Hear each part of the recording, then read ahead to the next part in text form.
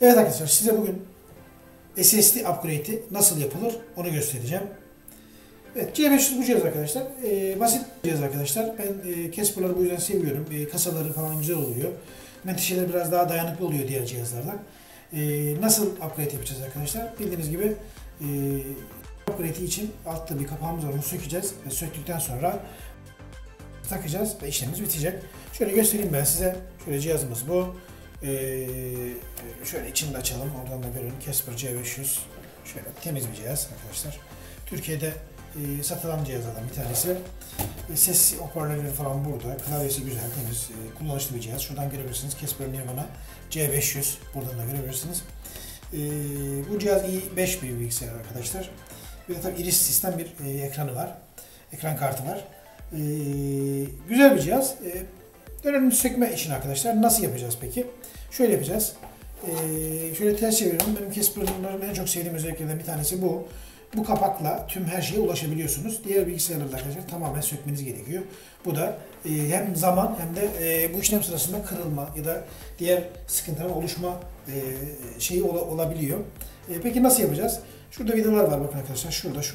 Şuralarda var. Şurada bir vidamız var. Bu CD-ROM için arkadaşlar. Dışarıdan CD-ROM yuvasını için arkadaşlar SSD kutuları var. Onlardan takmak istiyorsanız bu vidayı sökeceksiniz ki çıksın. Yoksa çıkmaz. Bizim şeyimiz burada. Kapağımız bu. Bu kapak bizim için önemli. Sökeceğiz. Şurada bir bölüm var. Oradan yukarı kaldıracağız.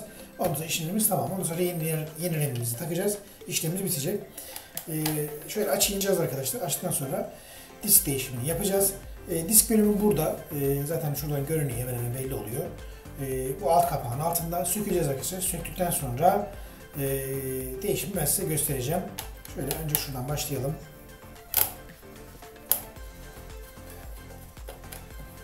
Standart bir yıldız tonelli arkadaşlar. Bunun tüm vidalar aynı arkadaşlar. O yüzden bir sıkıntı olmaz. Karışsa bir sıkıntı çıkmaz. O yüzden sökerken çok fazla dikkat etmenize gerek yok.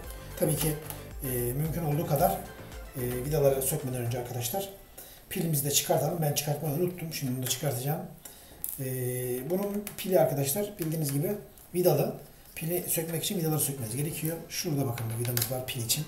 Üzerinde pil işareti var bakın şurada. Pil işareti. Ben dediğim gibi her zaman eğer bir cihazı sökecekseniz mümkün olduğu kadar ilk önce pili sökün. Pili çünkü üzerinde elektrik akımı varken ya da en azından üzerinde bir akım varken cihazın anakartına müdahale ettiğinizde geri dönülmez hatalar olabilir. Anakartı bozabilirsiniz, yakabilirsiniz. Şöyle söktüm vidaları ve pili yukarı doğru itiyorum arkadaşlar şu şekilde. Pili çıkardım. Pili çıkardıktan sonra üzerindeki akım gittiği için artık rahatlıkla müdahale edebiliriz. Vidalarımızı da sökmüştük zaten. Tüm vidalarımızı söktük. Şuradan bakın şöyle yukarı doğru çekeceğim burayı. Şöyle yapayım bir cihazla şöyle yukarı doğru. Hafif çok içeri bastırmadım. Hafif ucunu takarak yukarı doğru kaldırıyorsunuz. Ve cihaz önümüze geldi. Cihazımız bu. Burada fanımız var. Wi-Fi modülümüz var. Burada işlemcisi var. İşlemci, i5 işlemci. Ekran kartsız modülü olduğu için ekran kartı bölgesi boş. Kendi üzerinde Intel HD ekran kartı var. Burada RAM'lerimiz var. Burada diskimiz var arkadaşlar. Diskimizi sökeceğiz. Söktükten sonra SSD diskimizi takacağız. SSD diskimizi taktıktan sonra Windows 10 kurulumu ve diğer işlemlerimizi yapacağız. Ondan sonra işlemimiz tamamdır.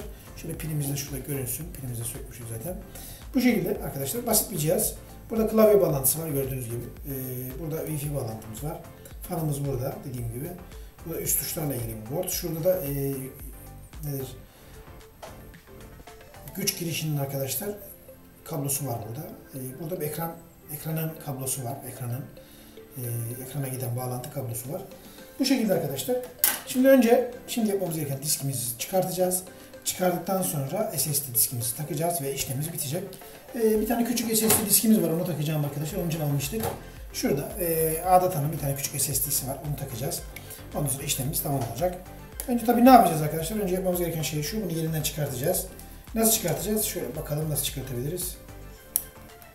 Bu tarafa sola doğru itiyorum arkadaşlar. Bakın şu tarafa doğru. Vida koymamışlar. Sadece itip çıkartmak için. Burada bir tutma yeri var. Şu tutma yerini şöyle bir tutayım, çekeyim yukarı. Şöyle yapalım. Bakalım. Biraz daha itmemiz lazım. Tam dibine kadar itmek gerekiyor. İttikten sonra şöyle yukarı doğru kaldırıyorum. Bakın. Diskimiz çıktı. Şimdi yapmamız gereken yeni diskimizi buna geçirip tekrar yerine takmak. Şöyle baktığımız zaman bakın yön çok önemli. Şuradaki küçük olan bu tarafta Yani takarken de şöyle takacağız arkadaşlar. Bu şekilde takacağız ve yerine sokacağız. Şöyle önce kenar vidalarını çıkartayım.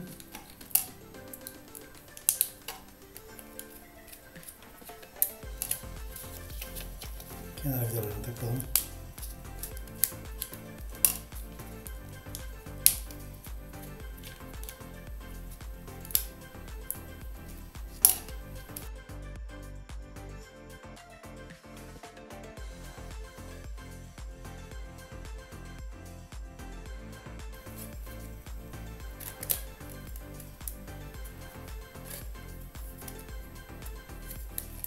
Ters taktım, şöyle takacağız.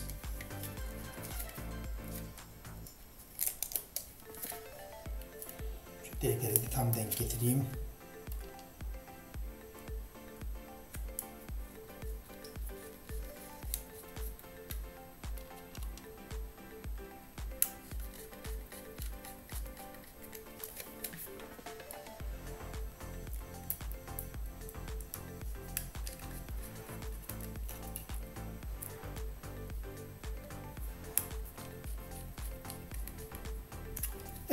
Evet, diskimizi yerleştirdik. Tekrar buraya takıyorum yerine. Bu şekilde sokalım yerine. Soktuktan sonra tekrar bu tarafa doğru arkadaşlar itiyorum ve SSD diskimizi yerine taktık. Şimdi yapmamız gereken toplayıp arkadaşlar. Ondan sonra bir tane işletim sistemi CD ile beraber ya da flash diske kurulmuş olan bir Windows 10 CD ile beraber kurulumumuzu yaparız ve işlemimiz biter. Evet, diskimizi yerleştirdik. Bundan sonra yapmamız gereken şey şu arkadaşlar. Cihazımıza Windows 10 ya da ne istiyorsanız, Windows 7 ne kurmak istiyorsanız onunla ilgili bir flash disk ya da CD ile beraber kurulumunuzu yapabilirsiniz. SSD değişim arkadaşlar bu kadar basit. Şimdi kapağımızı takacağız. Ondan sonra işlemimiz bitecek.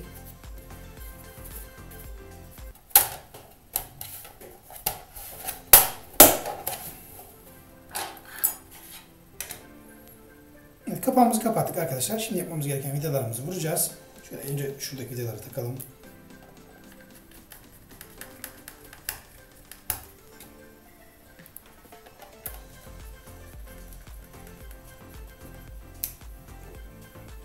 Bu şekilde arkadaşlar upgrade'imizi yapmış olduk.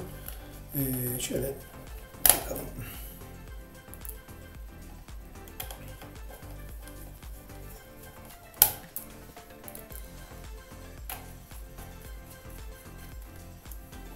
Evet, buradaki tüm vidalarımızı vurduk. Şimdi pilimizi takalım. Şöyle tekrar yerine geçirip aşağı doğru çektim ve şurada vidalarımızı tekrar pilin vidalarını takıyorum.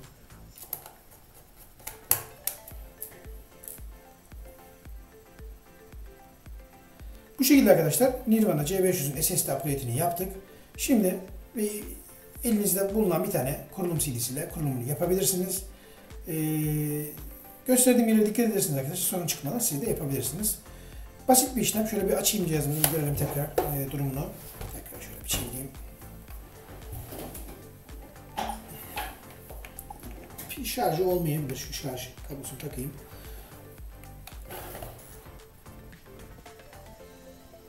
Evet. Gördüğünüz gibi cihazımız hazır. Her şeyimiz hazır arkadaşlar. Basit bir işlem. Kolaylıkla siz de yapabilirsiniz. Biz bir problemle karşılaşırsanız lütfen bunu yorumlardan yazın. Elimden geldiği kadar yardımcı olmaya çalışacağım. Bu arada kanalıma abone olmayı, paylaşmayı, destek olmayı unutmayın arkadaşlar. Hepinize kolay gelsin, iyi günler diliyorum.